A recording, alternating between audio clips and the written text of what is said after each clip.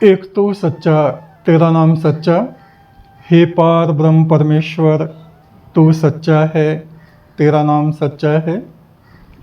कई जन्म भय कीट पतंगा, कई जन्म गजमीन कुरंगा, कई जन्म पंखी सरप होयो, कई जन्म हैवर ब्रख जोयो। मिल जगदीश मिलन की बरिया, चिरंकाल एह देह संजरिया। कई जन्मों तक ये जीवात्मा कीड़ा मकोड़ा कीट पतंग बन के भटकती रही।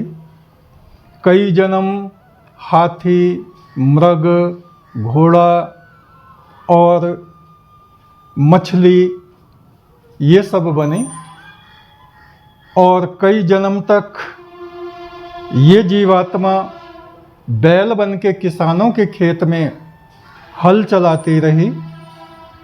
हे प्रभु, हे जगदीश्वर, इस बार बहुत समय के बाद तुमने मुझे मनुष्य का ये शरीर दिया है।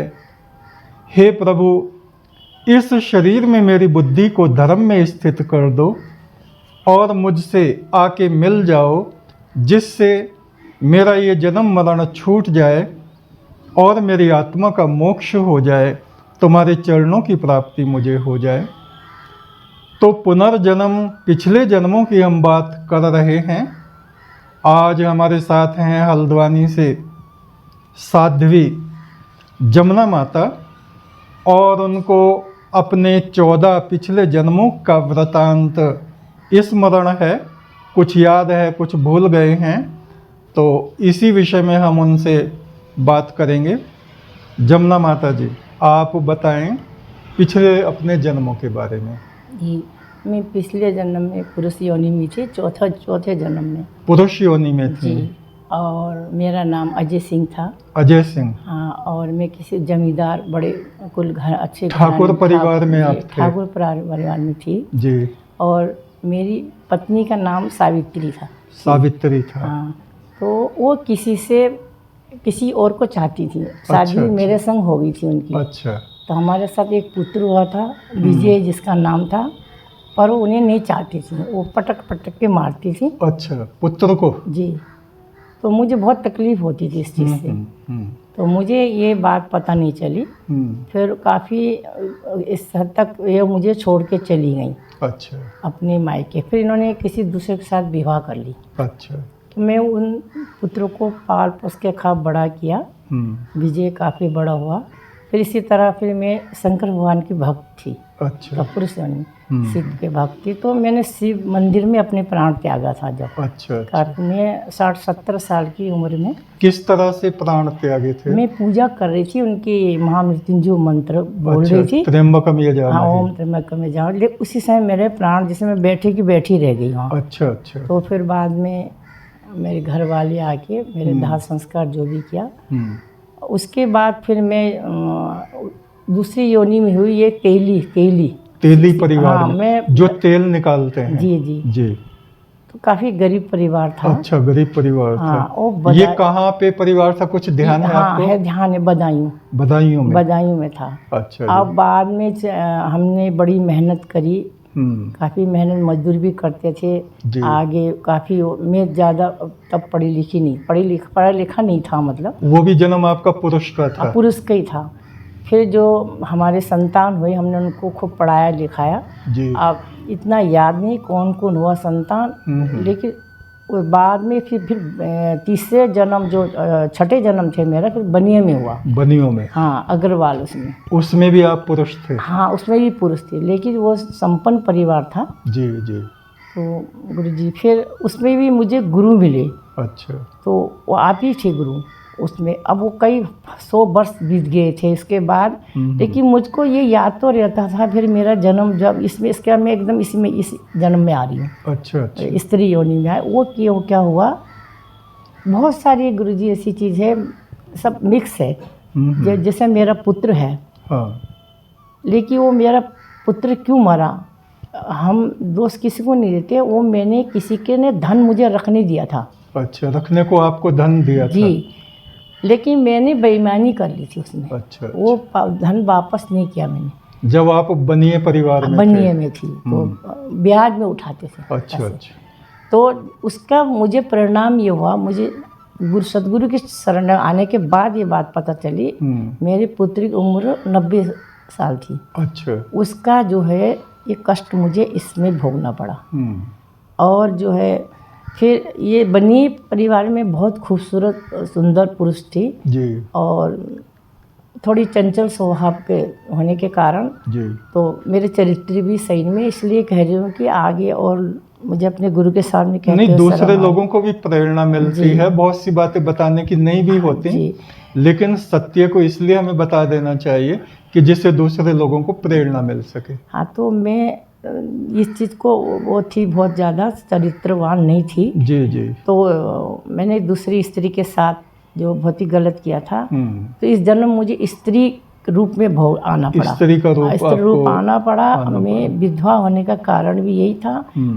ये सब सदगुरु के शरण में विधवा होने का क्या कारण था? यही था, जो मैं जो पर स्त्री के संग जो अच्छा, अपना जो है ये चीज ना, तो गुरु जी अच्छा, ये आपके शरण में आई तभी पता चला मुझे, जब मैंने उसके बाद यहाँ में आई। तो फिर मैं शादी 9 वर्ष की थी, मैं 5th में पढ़ती थी।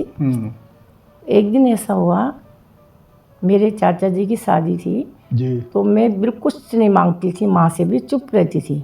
आधा रोटी देती, एक रोटी देती, चुपचाप खा लेती थी। अब कुछ नहीं कहती। बहनें मुझसे मारपीट। आपने बताया था चावल दे देती थी। हाँ। तो वो आप दाल भी नहीं मांगती थी। हाँ, वैसे ही फीके चावल खा लेती थी। हाँ। मेरी माँ बहुत परेशान हो गई, तो मेरे मामा के यहाँ मुझे छोड़ गए चाचा के शादी में। अच्छा। इससे कहो कि ये मांग के खाने लगे, ये तो सब इस तरह से कैसे जीवन काटेगी का। हाँ। तो जो है मेरी मामी ने 5 दिन तक मुझे खाली इतना बड़ा चावल कर देती थी थाली में, फट डेला। और मैं बहन के, जो मेरी मामी की लड़की थी, उसको दाल चावल सब्जी रोटी सब डालती थी। पहले हमारे यहाँ ऐसा होता था, एल्युमिनियम की थाली में ना जी, नीच को हम खाते क्योंकि नहीं खाते थे, मुझे उसमें देते थे खाना, उनको कांसे थाली में देते थे। आपसे चिढ़ती थी? चिढ़ती नहीं थी, वो बोलने के लिए, जो बोले, जिससे बोले कि मुझको अच्छे बर्तन में दो, मुझे खाना दो, और इसमें दाल डालो या कुछ मीठा दो। जी। 5 दिन हो गए, जब मैं जितना खाती थी खा लेती थी, फिर वहाँ पर कुत्ते को डाल के चुपचाप बैठ जाती थी। मामी को क्रोध आया, उन्होंने कहा ये मेरी भांजी नहीं है। मैं रोने लगी, तो मेरे मामा ने गोद में बैठा के कहा नहीं बेटा, तुम मेरे भांजी हो, ये तो ऐसी बोलती। पर मुझे अपने घर, मेरे पापा बैंक में थे, तो बाउंड्री थी, नवंबर का महीना, इतना याद है, ये गेंदे के फूल खिल रहे थे जी। कुछ ईंटें ऊपर करके मैं लांग तो गई, अंदर चली गई, बाहर नहीं आ पाई। अच्छा। जैसे रात हुआ, मैं डरने लगी, रोने लगी जोर जोर से। तो वो मकान, ये रामपुर में सिविल लाइन एरिया में था वो मकान। अच्छा। अभी भी है वहाँ, सेरेटक्स ऑफिस बन गया वहाँ पर। मैं जाती हूँ, देखती हूँ, तो जो है वहाँ पर जो रोने लगी, तो जब रात अंधेरा घरान लगा, तो एक मोटरसाइकिल आया, राजदूत का था, क्या था वो, फटफटिया बोलते थे। 2 व्यक्ति बैठे थे, सफ़ेद वस्त्र धारण किया था, पगड़ी थी। अच्छा। चेहरा नहीं देख पाई। रात भर मुझसे खेलते थे वो, चारों तरफ करते थे, 3 कीड़े बन जाते थे मोटे मोटे, जो तरबूज नहीं होता वैसे रंग कलर के, खूब चमकते थे। मैं उन्हें पकड़ने दौड़ती थी, फिर ऐसे हो गया, एक कैप्सूल मेरे मुँह में डालते थे, वो मीठा होता था, फिर भूख मिट जाए, फिर दिन भर सोती थी, रात 9 दिन ऐसे हो गया। फिर जो है मेरी माँ आध्यात्मिक थी, तो आए सब बाहर, रिपोर्ट किया, लिखा, सब लोग बाहर ढूंढे, तो मुझे, ये काठमांडू गए थे मेरे मम्मी पापा चाचा की शादी में, तो मैं अंदर उसमें फूल के उसमें छुप गई। तो मैं रोने लगी, रोने की माँ की आवाज़ सुनकर। तो माँ ने कहा मेरी बेटी की आत्मा रो रही है। वो थोड़ी पढ़ी लिखी नहीं थी, इस तरह की ध्यान रखती थी बातों में। तो माँ जो है फिर मैं से लिपट कर रोने लगी। मेरी माँ ने विश्वास किया, तो कौन थे क्या थे। तो मैंने आपसे एक बार सवाल किया था, तो सदगुरु के शरण में आपने कहा फरिश्ते थे। मेरे सवाल का कोई जवाब नहीं दिया था जब। तो मैंने कहा सदगुरु क्या, तो गुरु जी ने कहा फरिश्ते। और उसके बाद फिर मेरी शादी हो गई, तो 4 सपने में आते थे चाची। एक तो सफ़ेद वस्त्र धारण किए आते थे, कहते थे ये तेरी जगह नहीं है, तू यहाँ से चल। अच्छा। तो मैं कहती थी, चौखट तक जाती थी, मैं कहती थी मैं आपको नहीं जानती, नहीं जाऊँगी। फिर आती थी, नींद खुल जाती थी। बहुत पूजा पाठ सब कुछ किया, नहीं गया। एक दिखता था बिना सर कटे मंदिर, कई भुजाएं होती थी। एक छिन्नमस्ता माता, हाँ वो भी बहुत मुश्किल से ढूंढा मिला छिन्नमस्ता था। माता। फिर तीसरा दिखता था कोई शिव मंदिर है पुराना, नदी बहती हुई दिखती थी, वहाँ पार करते जाते हुए दिखते थे मुझे, लेकिन इसका मायने नहीं जानती थी क्या हो रहा मुझको। इस तरह के सपने दिखते थे। एक दिखता था बहुत उसके तरह मकान है क्या ब्राउन रंग का, लाल लाल सा, वो मेरा घर है, तुझे यहाँ जाना पड़ेगा कहते थे। अच्छा। लेकिन जो है शादी होने के बाद ये सपने लगातार आने लगे। फिर बहुत कुछ किया। एक बार मेरा बेटा गया तो फिर वो सफ़ेद वस्त्र धारण करने वाले फिर आए, तो इतना मेरा ना नाक से नीचे दिखने लगे, तब भी नहीं पहचान पाई मैं, अच्छे हाइट वाइट दिखते थे। जब मेरे खत्म होने के बाद मैंने सदगुरु के शरण में मेरी सहेली लाई, रामश्री बहन जी। अच्छा। सहेली भी वो इसलिए लाई, आपका सत्संग चक्कर के मिलक में था मेरे सदगुरु के। तो उसमें जो है मेरी बेटी ने कहा कि मम्मी को भी ले जाओ सत्संग में, क्या पता है मैं पागल हो गई थी। तो यहाँ से उन्होंने कहा रामश्री, राम अवतार जी, अर्चना, सरमदा, ये तीनों आई प्रचार के लिए। तो उन्होंने कहा ये बड़ी अच्छी आत्मा दिख रही है, इनको बोलो। कहा मैं बाहर खड़ी थी, तो मेरी बेटी आके कहना हाँ आप कहाँ से आए हो, मेरी मम्मी को भी ले जाओ बोला। तो उन्होंने कहा कल है सत्संग। तो सारिका ने कहा आंटी से कह के गई रामश्री बहन जी, कहने मेरी मम्मी को ले जाओ। तो हमें चक्कर मिलने में गई, तो मुझे तब तो होश नहीं था। तब मेरे सदगुरु ने मुझे दीक्षा दी, तो जब बतासे खाया उसी समय मुझे ऐसा लगा सदगुरु के आँखों से एक नन्ही सी किरणें आई, तो सीधी टेढ़ी मेढ़ी होती आई थी, वो मेरे यहाँ टकराई। तो मेरे ना बाएं तरफ दर्द शुरू हो गया, मुझे कोई दर्द का एहसास भी नहीं होता था इतने दिन तक।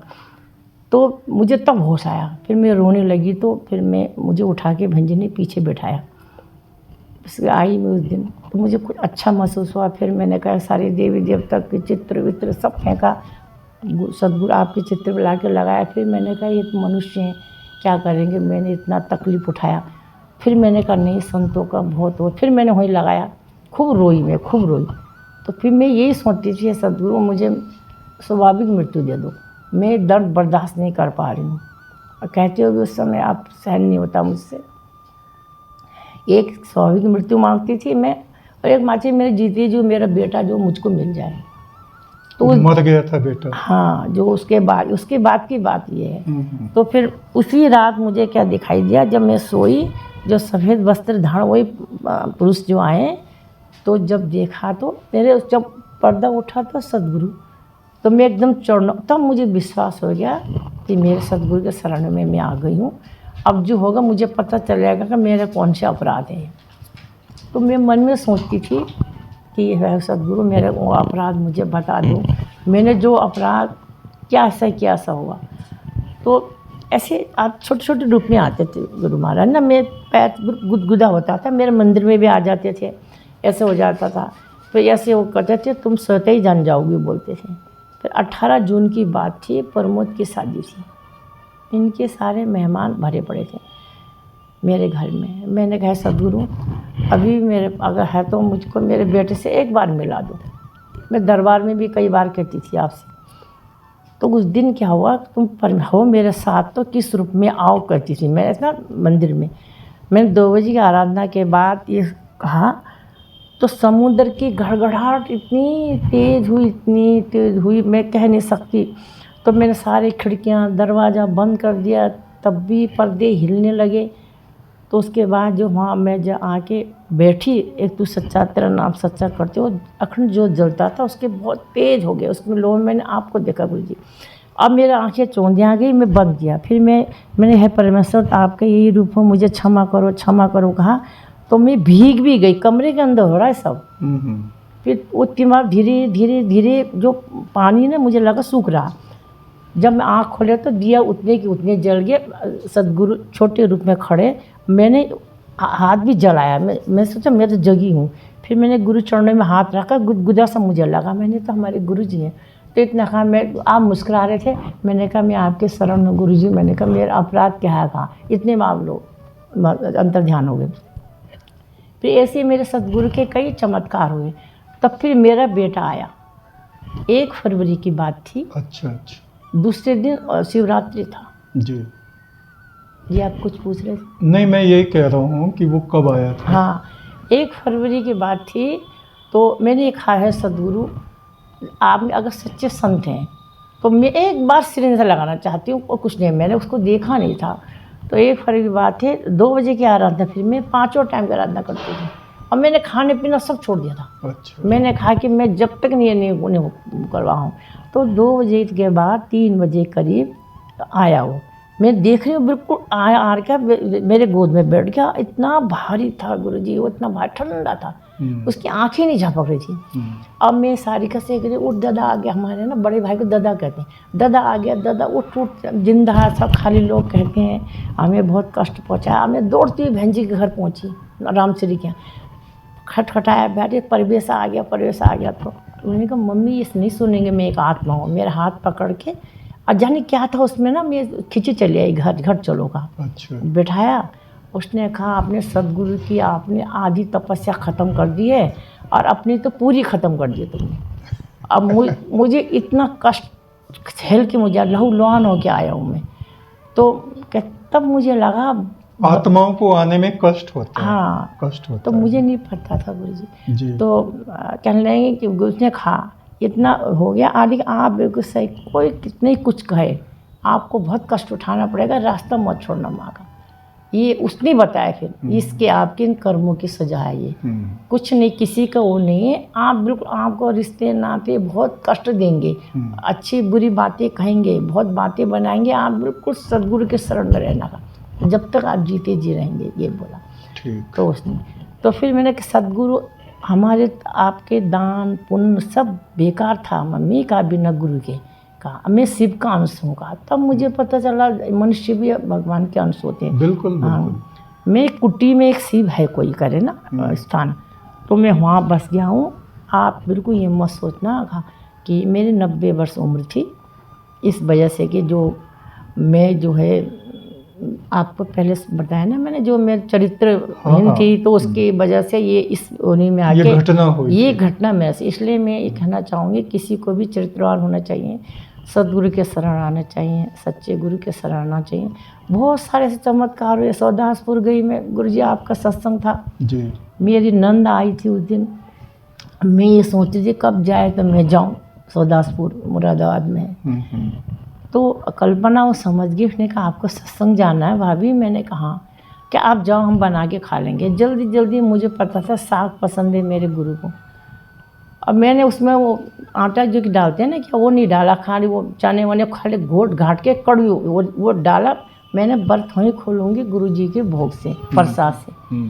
जब तक मैं हाँ सदासपुर अंधेरा हो गया बिल्कुल, उसके दिन थे, जाड़े के दिन थे, अब बारिश हो रही थी, सब गड्ढे गड्ढे थे, वहाँ कोई लाइट भी नहीं थी। बस ने वहाँ उतार दिया मुझे, मैं अकेली थी।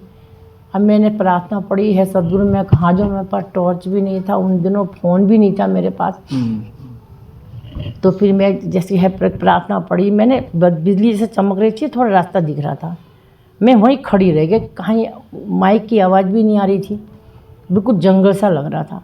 तो दूर से टॉर्च चमकाते कुछ व्यक्ति आ रहे थे इधर, तो मैं चिल्लाई, आप सुनिए सुनो। कहा तो वो मेरी तरफ आए, उन्होंने कहा कि मैंने यहाँ सत्संग है हमारे गुरुजी। कहा उन्हें यहीं तो है, हम वहीं जा रहे हैं। कहा चलो। कहा 2 व्यक्ति थे, एक आगे चला, मुझे बीच में किया, पीछे कहना माता संभल के चलना है, गड्ढे वड्ढे पानी है। चलते गए, जैसे यहाँ से इतनी दूर होगा, छोटी पगडंडी टाइप के जो गाँव था, तो वहाँ पर जो है वो भी बजने लग गई, माइक ख़राब हो गया था, इससे ठीक है बनने लग गई। तो मैंने कहा हाँ ये आ गया। उसने कहा चलिए आप आगे, हम पीछे आ रहेगा। जैसे मैं आई, पीछे मुड़ के देखा, दोनों गए गुरुजी। और उस समय जब बिजली चमक थी आपके ना, इसका देखा मैंने, चौगे का, गुरु महाराज के चौगे चरण देखे मैंने पहले। तो मैंने कहा गुरुजी मुझे पार लगाओ, मैं तो अनजान जगह आ गई, अंधेरे रात, क्या करूँ, डर भी लग रहा था। तो वो लोग आगे मुझे हो, फिर वहाँ मैं चिल्लाई, कोई मुरादाबाद के हैं? कहा तो नरेंद्र मोदी ने कहा मैं हूँ मुरादाबाद माता का। मैंने कहा ये गुरुजी तक पहुँचा दो, हम तो ये करके आए हैं, गुरुजी तो भोजन कर चुके। कहा तो हमने एक बार पहुँचा दो। फिर मेरे सदगुरु ने वो कहते 2 कटोरी कड़वा खाया, भोजन दोबारा पाया, पर तो मेरे पास थाली आई, हम ही वो नहीं खा पाए, वो चीज़ हम ही नहीं खा पाए। तो फिर मैं जो है गुरु को धन्यवाद किया, सब ने थोड़ी थोड़ी प्रसाद करके जी जी। आपने एक वो टांडा बादली वाली घटना बताई थी। हाँ, टांडा बादली वाली वो। उसके बारे में थोड़ा हाँ, बताइए। वो टांडा बादली में रामश्री बहन जी की मायका है। वहाँ मेरे सतगुरु का सत्संग था। हम प्रचार में पहले निकल जाते थे, जहाँ भी जाते थे। जी। तो बहन जी ने कहा, माता जी बहन जी अब चलो, हाँ गुरु जी आएंगे, टांडा बादली प्रचार करते। हमने कहा चलो, चल दी। तो वहाँ जाके जब प्रचार कर रहे थे तो मुझे कुछ दिखा सा लगा, जाना पहचाना। मैं यहाँ कई बार आई हूँ तो लगता है, लेकिन मैं यहाँ आई पहली बार हूँ। तो मैंने यहाँ कई मंदिर होने चाहिए, शिव मंदिर। तो बहन जी ने कहा मैं यहीं की रहने वाली हूँ, कोई मंदिर नहीं है। मैंने कहा ज़रूर है, ये सब जाने पहचान लग रहा मुझे। फिर वहाँ कुछ दुकान में एक आदमी खड़ा था, हमने उससे पूछा आपने यहाँ कहीं मंदिर है? उसने कहा हाँ, वो तो ये रोला कहते हैं, वो रोला कुछ पार है का बरसाती नाला। उसमें बरसात के दिन थे, खूब नदी की तरह बह रहा था। हाँ जी। तो मैंने कहा चलो थोड़ी आगे और चलते हैं बहन जी का। कहते बहन जी खाली जिद कर रहे हो, सब कीचड़ हो रहा। मैंने आप चलो, तो मेरी आत्मा कह रही है हाँ मैं आई हूँ। जैसे गई तो वहाँ मुझको दिखने लग गया पानी भरे, वो वृक्ष, छोटा सा वृक्ष था। मैंने कहा यही तो दिखता है बहन जी मुझे। मैंने कहा देखो यहाँ कोई जो पार जाने का रास्ता है नहीं है बहन जी, बह जाएंगे। मैंने कहा जरूर यहाँ कोई लकड़ी है, मैं सपने में देखती हूँ पार होती हूँ। इसी में वो बैठती थी, खिसकती थी मैं तो है। तो उन्होंने कहा नहीं है। मैंने आओ मेरे पीछे का। मैं गई तो मैंने जब हाथ से यूँ करके मुझे लगा हाँ कोई बड़ा सा पेड़ है। मैंने तो बहन जी मिल गया ये। अरे बहन जी गिर जब आप बह जाएंगी मैं क्या जवाब दूँगी सारी का। तो उन्होंने बोला, पर मैंने कहा नहीं चलो आप चलो। तो कहा मैं आगे पीछे वो भी आ गई। पार देखा तो शिव मंदिर था। तो मैंने यही मंदिर तो है, मैंने कहा।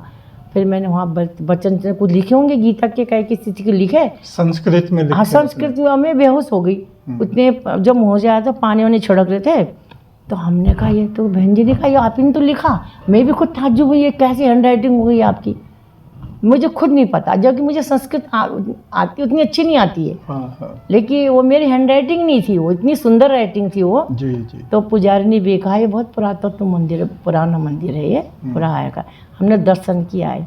अब मुझे छिन्न मस्तिष्क का नहीं मिले, कहीं फिर बदायूं गए तो वो मकान में मिल गया। ये साम्राज्य। तो वहाँ आपका एक जन्म था ना उस जगह पे? हाँ जी, है टांडा बादली में। टांडा बादली में मेरा जन्म नहीं था। मैं वहाँ पूजा करने आती थी किसी जन्म मंदिर में। अच्छा, किसी तो वो जन्म में आती तो वो मंदिर मुझे दिखता था। अब इससे क्या संबंध था ये राज नहीं खोला। मैंने बहुत कोशिश किया, नहीं पता चला, लेकिन ये तो खुल गया ये वाला। अच्छा। ये चौथे जन्म के राज तो पूरे खुल गए मेरे। उसके बाद जब फिर मेरी बेटी की जॉब लगी तो बदायूं हुआ पहली पोस्टिंग जी। और बदायूं बहुत बदनाम जगह था। सबने कहा मत जाओ आप, ऐसी जगह लेडीज जाने की जगह नहीं, अकेली माँ बेटी हो। हमने उसको कैंसिल कराया प्रमोद से, प्रमोद कैंसिल कर दो हमारी जो है टिकट विकट, नहीं हम नहीं जाएंगे वहाँ पर का। तो वहाँ उसमें वहाँ क्या कहते हैं इलाहाबाद से, वहाँ से ट्रांसफ़र करने के लिए इलाहाबाद जाने के टिकट। तो रात सपने में मेरे सदगुरु आए, उन्होंने कहा कि तुम यहाँ चले जाओ, अच्छे लोग हैं, आपको अच्छे मिलेंगे, लेकिन वहाँ तुम्हारे अपने तुमको खोजने का मिलेंगे अपना। तो मैंने दूसरे दिन उनसे का टिकट कैंसिल कर दूँ, वहाँ हम इलाहाबाद नहीं जाएंगे, हम बदायूं जा रहे हैं। जब गई मैं वहाँ तो ये अशोक शर्मा जी हैं, ये इनके शाजापुर पोस्टिंग थी। और मुझसे जो है ये मैं ऊपर रहती थी, ये नीचे रहती थी। जैसे इधर तो स्टोनो कोई हारून रहते थे, उनकी नीचे रहती थी, इधर हम रहते थे, नीचे यादव रहते थे। इनका कथा था, इन्होंने मुझे बुलाया तो मैं गई। तो जैसे शर्मा जी को फ़ोटो देखा ना तो मुझे चक्कर आने लगे कि ये मैं इसको जानती हूँ। और अंदर से ना प्रेम फूट के निकल रहा था, जैसे छोटा बच्चा हो। मैंने बहुत कोशिश की, मुझे एकदम याद आ गया, अरे ये तो विजय है। इसकी जो शक्ल ये बदली हुई थी, घुंघराले बाल थे, बस इतना फ़र्क था। और हमें जब जाए तो छुप छुप के देखूँ उन्हें ना, तो लोग तो ये सोचते होंगे कि किस जगह से देखती। और मुझे तो अपनी ममता जग रही थी मेरी। तो फिर बाद में फिर मैंने आराधना में 5 टाइम की आराधना करती थी, निर्जल व्रत रखती थी, पूजा की। मैंने सदगुरु में इतनी बेचैन हुई, आत्मा क्या मिल जाए मुझे, इसको पता चले मैं इसकी माँ हूँ। तो फिर यहाँ अन्न देवता ने भी कहा ये कष्ट देगा मत कहो।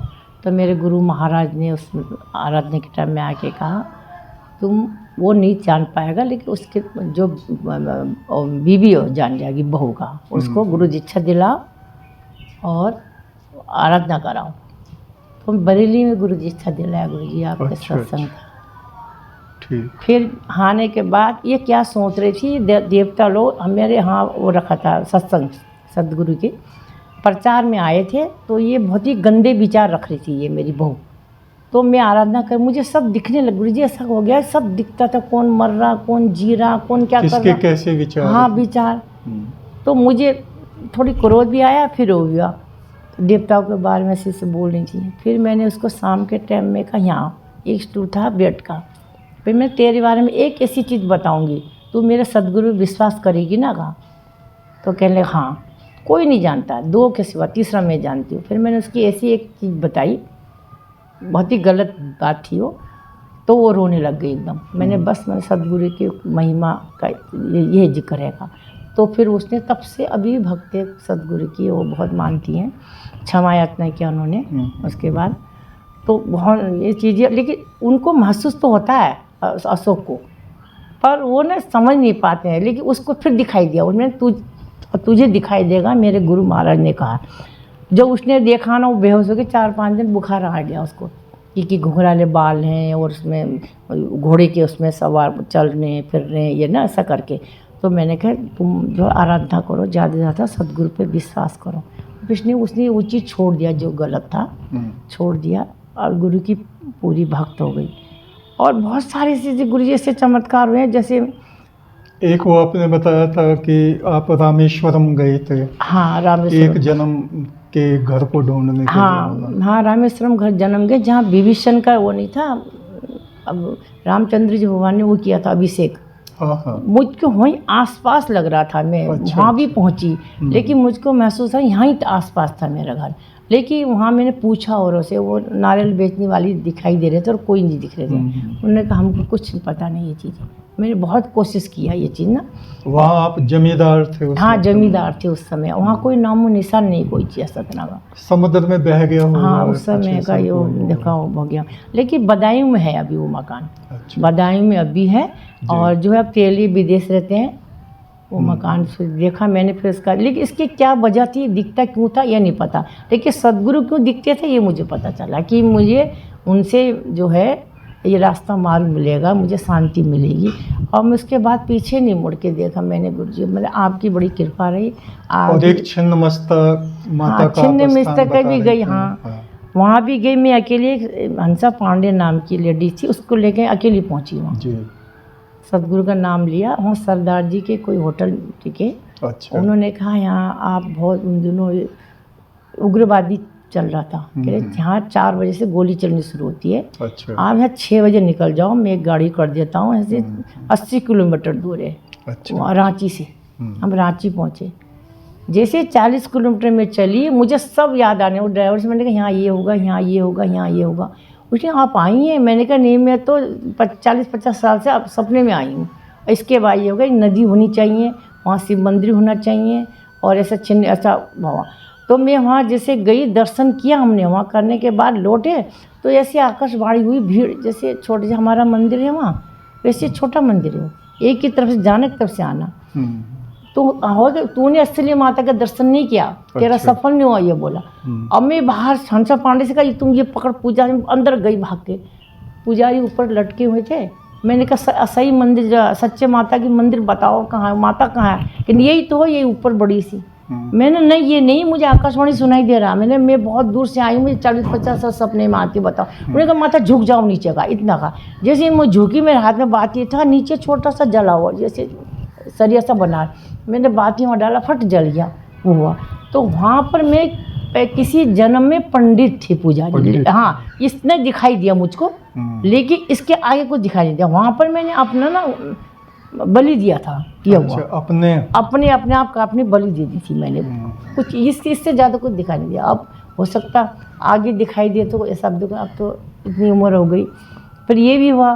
फिर एक बार मेरी उम्र पूरी हो गई थी। गुरुजी आप कोई विश्वास नहीं करता मेरी बात को, कहूँ ना कहूँ हो रहा। नहीं, हम तो विश्वास करते हैं, लेकिन मजाक बनाते हैं। फिर मेरे जो है बहुत ज़्यादा परेशान सी थी, मैंने ऐसी दुखी थी बेटे जाने के बाद। तो ये एक ही सिंह जी हैं, ये बहुत बीमार थे। ये गजरोला था इनका घर, वो हॉस्पिटल कहाँ था ध्यान नहीं। हाँ, गजरोला में। हाँ, तो वहाँ सदगुरु के सत्संग था। तो अर्चना ने कहा आप लोग प्रचार के लिए आओ।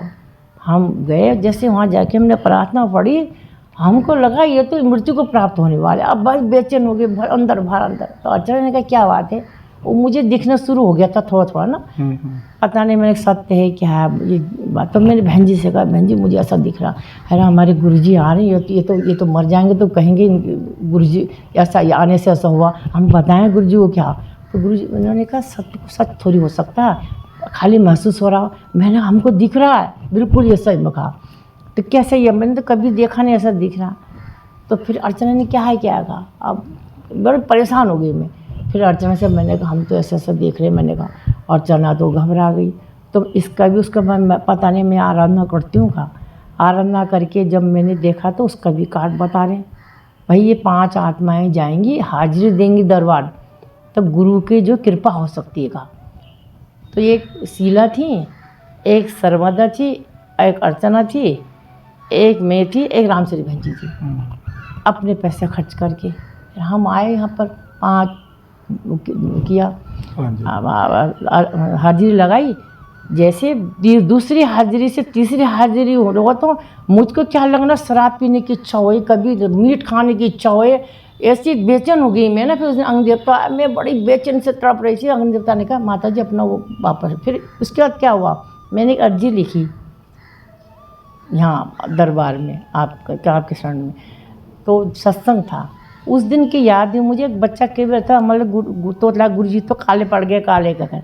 पढ़ के बाद आपने प्रवचन में कहा कि ये सही है, सच्ची आत्मा की प्रार्थना कबूल है, पर क्या वो जैसा आप सोच रहे हैं ऐसे निकलेंगे, ये कहा।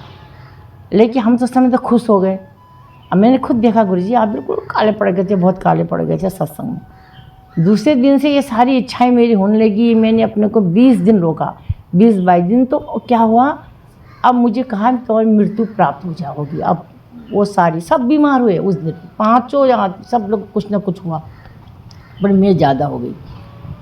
फिर एक मैं आराधना कर रही थी, तबीयत ठीक नहीं थी, तो आप आए। छोटे छोटे मेरे छोटा सा बना रखा था, आगे सदगुरु की वो रखी थी मैंने पूजा के स्थल पर तस्वीर।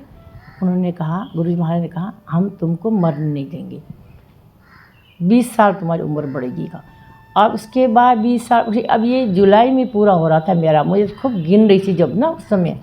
तो उसके बाद भी फिर मेरे सदगुरु सर आ गए। आने का वहाँ मेरे इष्ट देव हैं हमारे इस शरीर के, जो मानते हिलसा महादेव शिव मंदिर। उन्होंने कहा तुम्हारे गुरु तुम्हारे आगे आ रहे हैं।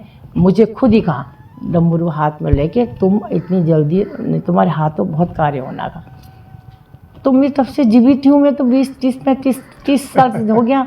तो मैंने कि सदगुरु की इतनी जो चमत्कार होते हैं, लेकिन कोई समझता नहीं। परमेश्वर की कृपा है, ये रहस्य हैं, इनको सांसारिक लोग तो समझ नहीं सकते। मेरा मजाक बनाते गुरुजी। मैंने कल ऐसे ही करेंगे मजाक। कल ये बात कही ना, एक लड़का है, हालांकि अब उसके जो ट्यूशन अच्छे मिल गए, तो मैंने कहा इतना अहंकार ठीक नहीं है। तुम क्या जानो, जिसने वो चीज़ स्वाद चखा ही नहीं। मैंने क्या है परमेश्वर का, सदगुरु क्या है। मैं कहा चितनी, तो उस दिन बहुत बेचैन थी गुरु जब आप आए थे। मैं गुरु के दरबार में नहीं जा पाई, मैं इतनी अपाहिज हो गई, नहीं जा सकती, कि बहुत हो रही थी। गुरु जी अचानक फ़ोन आया कि गुरु महाराज आ रहे हैं। मैंने कहा देखो गुरु ऐसे होते हैं कि मैंने कहा सब मन की बात जान जाते हैं। अगर सच्चे मन से हम करोड़ों मील दूर हों, गुरु के बहुत करीब होते हैं। मैंने कहा मत सोचो, मैंने कहा बस सदगुरु की तो महिमा अपरंपार है। मैंने कहा वेद पुराण सब में लिखा है। सदगुरु हम कैसे समझाएं लोगों को, कैसे कहें ये चीज़। ज़्यादा समझाने की ज़रूरत नहीं, अपनी साधना में लगे रहिए, सिमरन करते रहिए और अपनी आत्मा को प्रकाशमान रखिए। तो ये हमने देखा, जो हमारी माता जमुना जी हैं, साध्वी हैं और बहुत पवित्र आत्मा है, और परमेश्वर ने उनको अपना प्रकाश बख्शा है, और पिछले 14 जन्म उनको याद हैं, कहीं कहीं भूल गए हैं, कहीं कहीं याद आते हैं। तो ये सब उस पार ब्रह्म परमेश्वर की अनुकंपा है, उसकी कृपा है। एक तू सच्चा एक तो तेरा सच्चा तेरा नाम।